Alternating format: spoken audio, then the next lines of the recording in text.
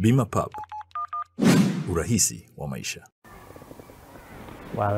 Hilo tukio lililotokea la kuibiwa gari kwa jana, nilivyosikia kwa mazingira, ingawa nilikuwa sijashuhudia kilichokuwa kimetokea, kwa maelezo tu ya watu ambao nilikuwa nimeyapata kwa watu ambao nilikuwa nimeyasikia.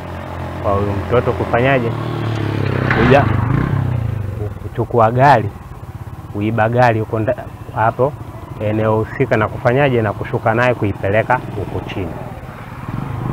Kwa maelezo ya watu wakasema alikuwa na funguo ambayo ya bandia, ambayo akaingia kwenye ndani ya gari na kufungua gari na kuanza kuligeuza na kushuka nalo huko chini. Sasa kwa bahati mbaya au nzuri, huko chini kulikuwa na bodaboda alikuwa anashuka, alikuwa anapanda, na yeye gari ilikuwa inashuka. Kwa hiyo walikutana hapo katikati.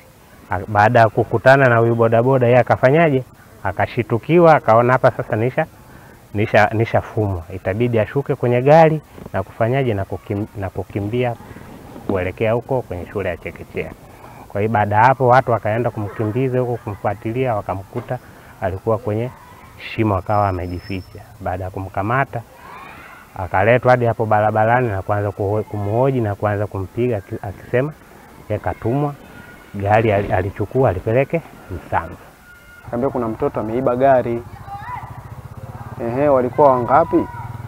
Yeye kwenye gari alikuwa peke yake, ila inasemekana alikuja na watu kama 4. Hao 4 ndio wamechukua, kuna hela ilikuwepo mule, 200,000 na kitu hivyo wanasema, na vitenge.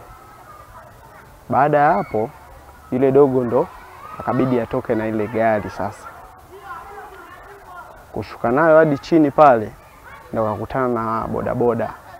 Bodaboda alikuwa anapandisha, yeye anashuka. Kwa sasa kwenye kupishana na hisi pale, ndo yule mtoto akawa ameingia kwenye mti, yani kaa kingema fulani cha mti kidogodogo hivi, ndo kuingia pale kutaka kurudisha nyuma.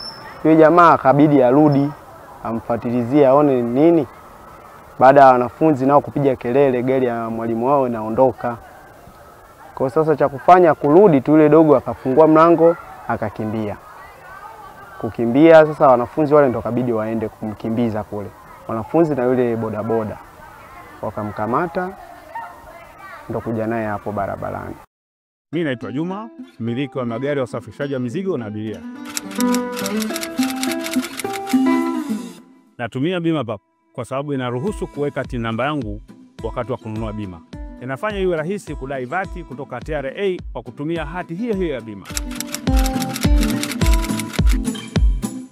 Uwezo wa kupata mkopo bwana, hii inasaidia sana kugharimia mambo mengine ya uendeshaji hata kama bajeti inabana. Tumia Bima Pub kwa kupiga *150*51 alama ya reli, au kwa WhatsApp tuma neno Bima Pub kwenda namba 0764166066 ujipatie bima. Bima Pub, urahisi wa maisha.